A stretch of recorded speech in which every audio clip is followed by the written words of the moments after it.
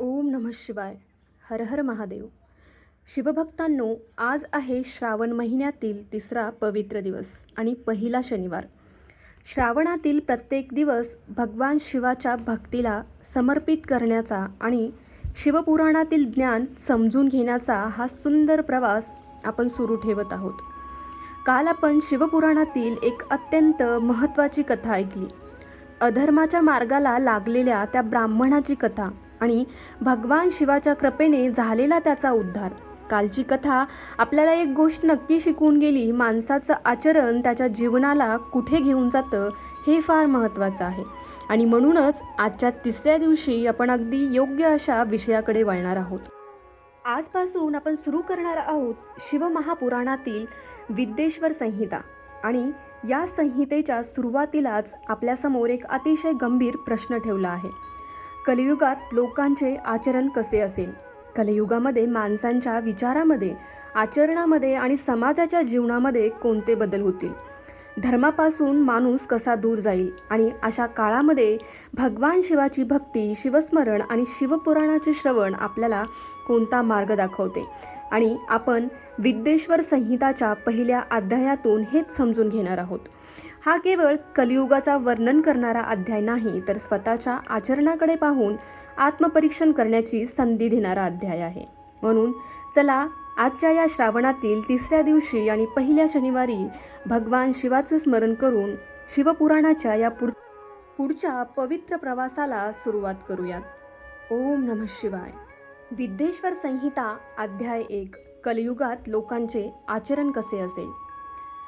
कर्पूरगौरं करुणावतारं संसारसारं भुजगेन्द्रहारं सदा वसन्तं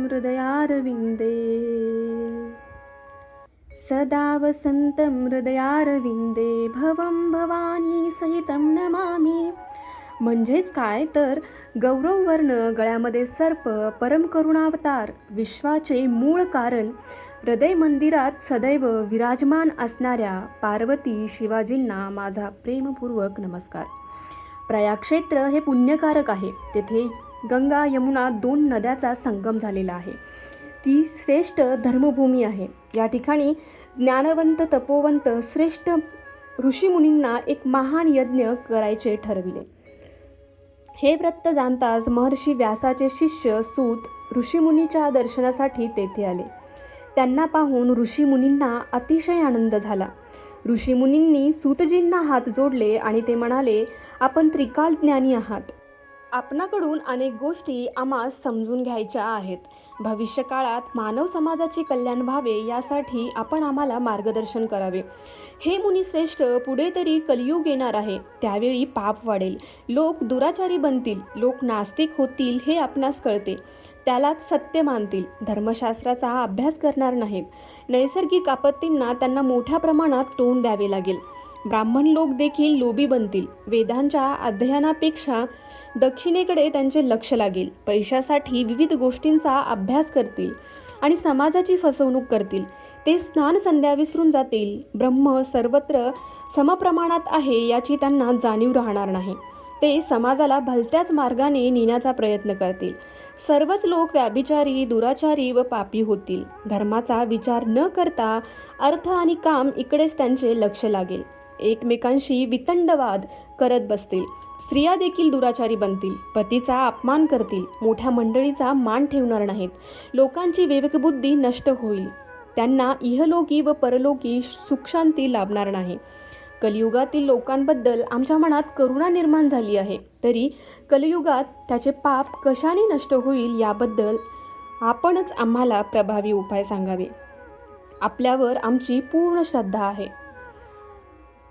आता यावर उत्तर देताना अध्याय 2 मध्ये शिवमहापुराणाचा परिचय आहे. त्यामध्ये ते सांगतात, प्रयागक्षेत्री तपस्वी ऋषीमुनींनी आपल्या हृदयातील चिंता सूतांना सांगितली. हे ऐकून सूतांना समाधान वाटले. लोकांच्या हृदयातील उद्धाराची तळमळ त्यांनी जाणून घेतली.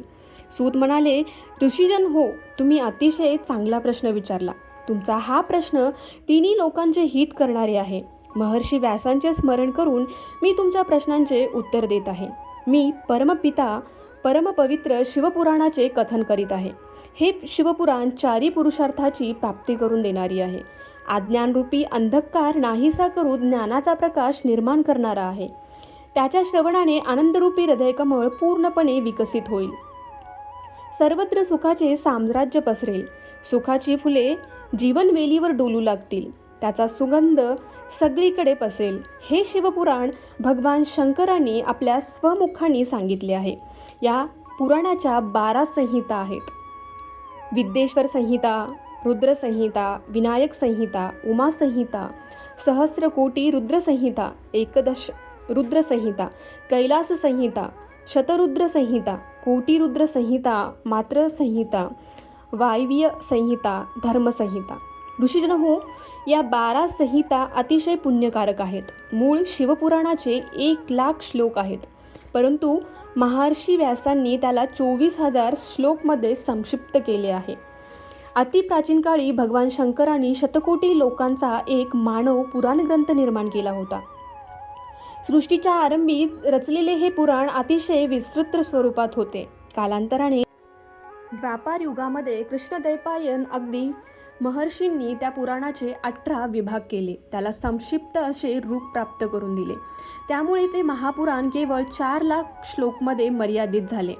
त्यामध्ये शिवपुराण 24,000 श्लोकांचे आहे. महर्षी व्यासांनी याचे संकलन केले. हे शिवपुराण अखिल मानव जातीचे कल्याण करणारे आहे. त्रिविध ताप नाश करणारे आहे. मानव जातीच्या हृदयातील पापी विचाराचा वेल उपटून तेथे पुण्यमय विचाराचे बीजारोपण करणारे आहे. या पुराणामध्ये वेदातील अद्वैत ज्ञानाचा विचार आहे. निष्काम कर्म कसे करावे याचे रहस्य उलगडले आहे. जीव हा शिवरूपाशी कसा एकरूप करावा याचे वर्णन या पुराणात आहे.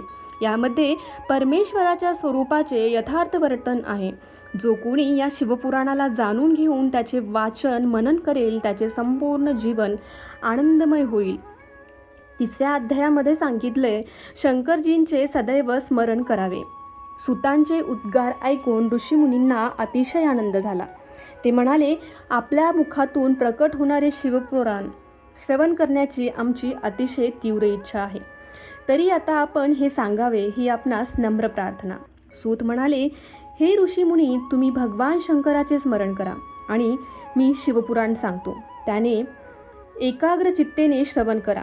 शिवपुराण हे अमृतमधुर आहे. खरोखर ते वेदांचे सार आहे. यामध्ये भक्ती, ज्ञान, वैराग्यपर गोष्टी आहेत. विश्वामागील अंतिम सत्याचे वर्णन आहे. वर्तमान काळात सृष्टीचा आरंभ झाला त्यावेळी 6 ऋषिकुळातील महर्षींच्या मध्ये सर्वात श्रेष्ठ कोण आहे असा प्रश्न निर्माण झाला. ब्रह्मदेव याबद्दल काय सांगतात ते ऐकण्यासाठी सर्वजण ब्रह्मदेवाकडे गेले. सत्यलोकी विधाताला मनोभावे वर्णन केले आणि म्हणाले, आपण साऱ्या विश्वाला धारण करून त्यांचे पालनपोषण करत आहात. सर्व तत्वांच्या पलीकडे परात्पर पुराण पुरुष कोण आहे हे आम्हाला जाणून घ्यायचे आहे. तरी आपण कथन करावे. ब्रह्मदेव म्हणाले, हे ऋषीमुनी, भगवान महादेव हेच परमपुरुष आहेत. त्यांना इंद्रियांच्या द्वारे जाणता येत नाही. ते संपूर्ण विश्वाला व्यापून आहेत. इंद्रादी देवदेवता मी सर्व जीवसमुदाय हे त्यांच्यापासून निर्माण झाले आहेत. म्हणून हे महादेव हे सर्वश्रेष्ठ आहेत. भक्तीने त्याचे दर्शन होऊ शकते. भगवान शंकराची निरपेक्ष भक्ती केली तर भवबंधनातून मुक्त होता येते. देवाच्या कृपेने भक्ती निर्माण होते आणि भक्तीने देवाची कृपा प्राप्त होते. भगवान शंकराची भक्ती करावयाची आहे आणि त्याचे जे फळ प्राप्त होईल ते त्याच्या चरणावर अर्पण करावयाचे. कर्तृत्व, अहंकार व फळाचा त्याग करून भक्ती करायची. अशी भक्ती केल्यानंतर जो आनंद प्राप्त होतो तो सर्वश्रेष्ठ असा आनंद होय. भक्तीची साधना अनेक प्रकारे करता येते. कानांनी भगवंताच्या नामाचे श्रवण करावे, त्याच्या लीलाविलासाचे वर्णन ऐकावे, वाणीने भगवंताचे स्तवन करावे, त्याच्या गुणांचे कीर्तन करावे, मनामध्ये भगवंताचे सदैव चिंतन असावे. शिवाची प्राप्ती या साधनाने प्राप्त होते. नाम हे साधन, नाम हेची ध्यान, नाम हे साधन, नाम हेची साध्य, अवघ्या साधनांचा लय येथे. म्हणजेच काय, नाम साधन व नाम हे साध्य होय. ओम नमः शिवाय म्हणताना जो आनंद प्राप्त होत असतो तो सर्वश्रेष्ठ असतो. समोर अध्याय 4 मध्ये महर्षी व्यासांना सनत कुमारांनी केलेला उपदेश. सूत म्हणाले, हे मुनिजन, श्रवण, कीर्तन आणि मनन हे वेदांनी मान्य केलेले साधने आहेत. या साधनाचा महिमा आगाध आहे. तो तुम्हाला पटवून देण्यासाठी एक पुरातन कालची गोष्ट सांगतो. पराशर पुत्र महर्षी व्यास हे तर माझे गुरु आहेत. ते एकदा सरस्वती नदीच्या तीरावर तपश्चर्या करत बसले होते. एके दिवशी तेजस्वी सनत कुमार तेथे आले. महर्षी व्यास ध्यान करत बसले होते. ध्यानक्रिया पूर्ण झाल्यावर त्यांनी डोळे उघडले तर त्यांना तेजस्वी सनत कुमार दिसले. व्यासांनी त्यांना नमस्कार केला व आसनावर बसविले. सनत कुमार महर्षी व्यासांना म्हणाले, हे मुनी, आपण सत्याचे चिंतन करावे. अंतिम सत्याचे चिंतन करणे हाच एक मार्ग आहे. सत्य हे सर्वत्र समप्रमाणात आहे. सत्याची सत्ता काळावर चालते, पण काळाची सत्ता सत्यावर चालत नाही. सत्य हे शाश्वत आहे. भगवान शंकर हेच सदवस्तू आहेत. त्यांच्या कथाचे श्रवण करावे, त्यांच्या लीलाविलासाचे गुणगान करावे आणि सदैव त्यांच्याच विचारांचे मनन करावे. हेच सर्वश्रेष्ठ असे साधन आहे. माझी देखील अशीच अवस्था झाली होती. अनेक प्रकारच्या साधनांचे ज्ञान प्राप्त करून कोणती साधना करावी हे मला समजेना. शंकरांना माझी दया आली आणि त्यांनी नंदीला माझ्याकडे पाठवले. नंदी माझ्याकडे आले आणि म्हणाले, श्रवण, कीर्तन, मनन हेच शिवप्राप्तीचे साधन आहे. तेच साधन मी आज आपणास सांगत आहे. या साधनांचे माझ्या मनातील सर्व प्रकारच्या साधना संबंधीचे भ्रम नाहीसे झाले. शिवशंकराच्या प्रेमात मी रंगून गेलो. त्यांचे कीर्तन करू लागलो. त्यामुळे माझे मन शिवशंकराशी एकरूप झाले. महर्षी व्यास मला ज्या साधनांनी सत्पुरुष शिवशंकर यांची प्राप्ती झाली तीच साधने मी तुम्हाला सांगितली. एवढे बोलून सनत कुमार तेथून निघून गेले. सुतांनी ऋषीगणांना ही साधना सांगितली. त्यावेळी ते म्हणाले, आपण श्रवण, कीर्तन, मनन ही 3 साधने सांगितली आहेत. तरी देखील काही लोक ही 3 साधने करू शकत नसतील, त्यांना ती अवघड वाटत असतील, तर त्यांनी कोणती साधना करावी, तर कोणत्या साधनांनी त्यांना मुक्ती प्राप्त होते, कृपया आपण त्याचे वर्णन करावे ही नम्र प्रार्थना. तर समोर अध्याय 5 मध्ये शिवलिंग आणि शिवमूर्ती, निर्गुण व सगुण याबद्दल माहिती दिलेली आहे. सूत त्यावर म्हणाले की कथा श्रवण करावयाची म्हटले तर अनेक अडचणी येतात. कीर्तन सर्वांना करता येत नाही. सदैव शिवाचे मनन करणे हे देखील लोकांना जमत नाही. सद्गुरूंच्याकडून त्यांचे रहस्य समजून घेतले पाहिजे. इतर सर्व भाविकांनी शंकराच्या मूर्तीची अथवा लिंगाची पूजा करावी. प्रारंभी मूर्ती अथवा लिंग याची प्राणप्रतिष्ठा करावी. ही पूजा स्वतःच्या घरी करावी.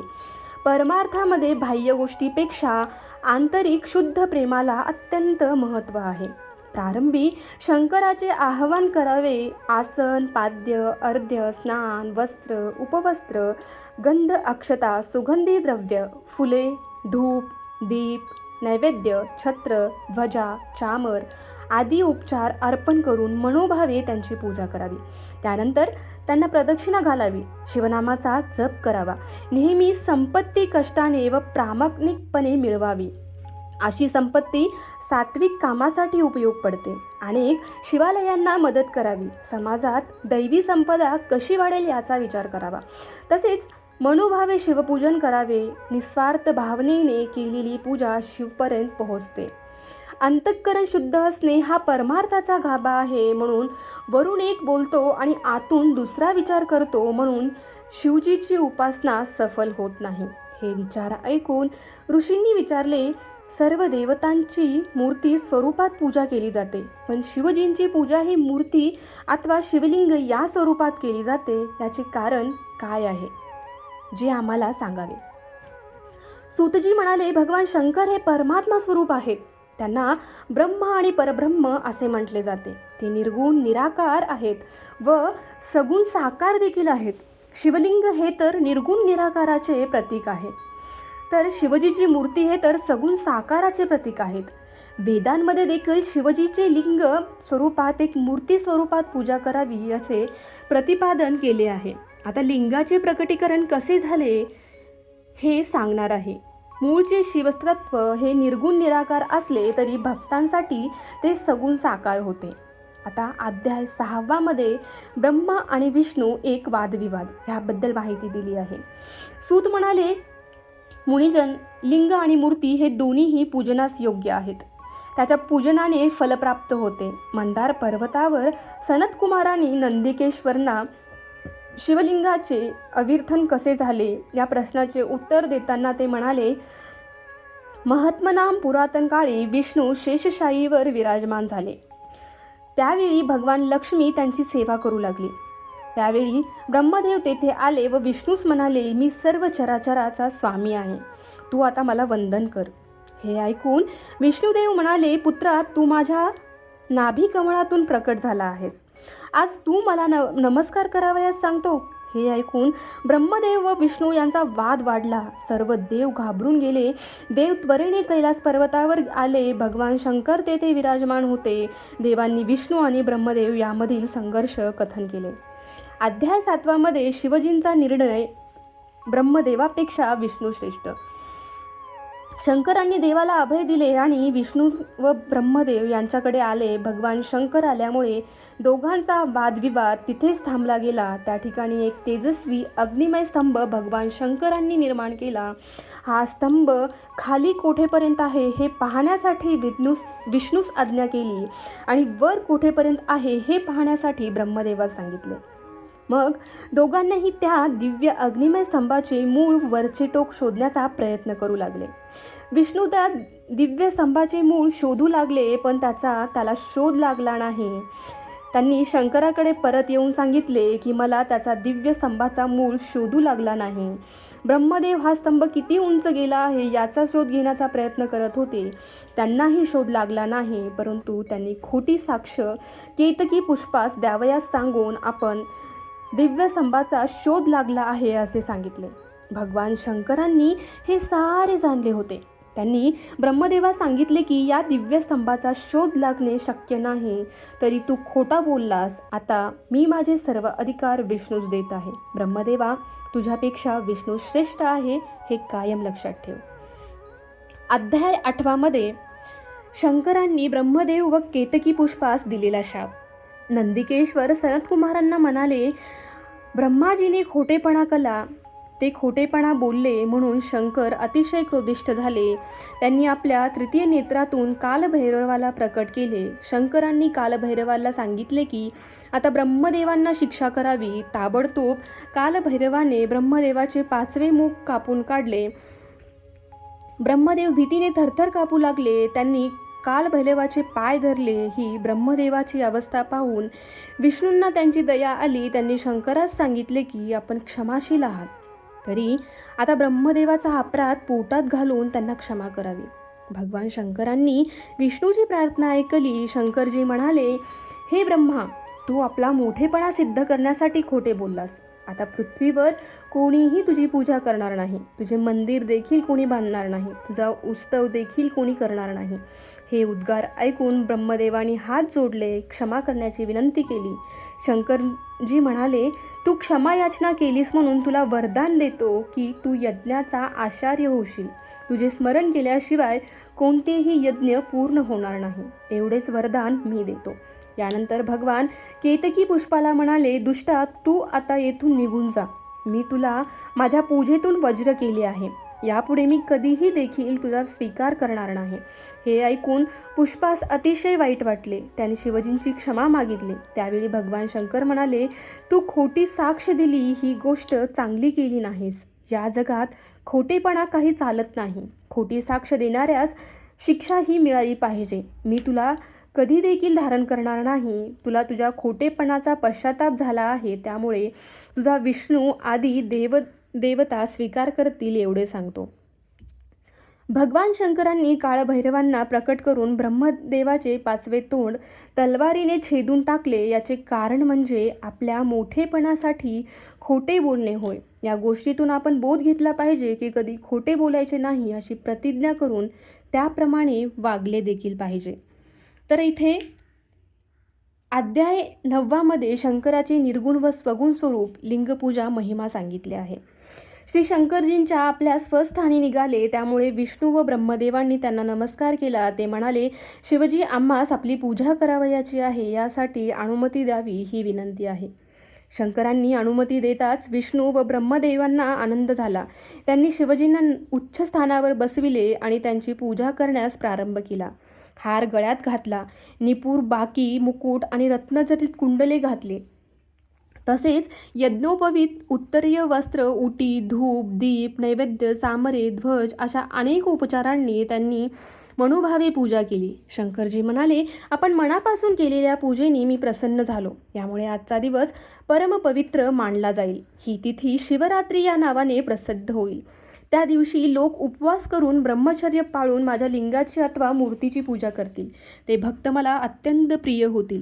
माझ्या कृपेने ते सत्कर्म करतील. ज्या दिवशी मी ज्योतिर्मय स्वरूपाचे प्रगट झालो ती मार्गशीर्ष महिन्यातील आर्द्रा नक्षत्रयुक्त पौर्णिमा अथवा प्रतिपदा होती. म्हणून त्या दिवशी माझ्या लिंगाचे पूजन करावे, त्यामुळे पुण्यफळ लाभेल. तुमच्या युद्धस्थानी मी अग्निमय स्तंभरूपाने म्हणजेच लिंगरूपाने विशाल स्वरूपाने प्रकट झालो होतो. त्यामुळे हा भूलोक लिंगस्थान म्हणून प्रसिद्ध पावेल. जे कोणी छोट्या स्वरूपाची लिंग धारण करतील त्यांना मोक्षाची प्राप्ती होईल. मी अग्निमय रूपाने जेथे प्रकट झालो ते स्थान अरुणाचल नावाने प्रसिद्ध पावेल. तेथे अनेक तीर्थे प्रकट होतील. माझी 2 रूपे आहेत, एक निर्गुण निराकार, दुसरे सगुण साकार. ब्रह्मदेव हे माझे निर्गुण रूप आणि महेश्वर भाव हे सगुण साकार रूप. मी सर्व विश्वाला व्यापून आहे. माझ्या स्वरूपाचा बोध होण्यासाठी मी लिंग रूपाने प्रकट झालो. माझे साकार मूर्ती स्वरूप माझ्यातील ईश तत्वांचा आणि निराकार लिंग स्वरूप माझ्या भक्त स्वरूपाचा बोध करून देते. जो माझ्या लिंगाची स्थापना करून माझ्या नित्याने आराधना करतो त्याला विश्वातील सर्व गोष्टीत माझी अनुभूती असेल.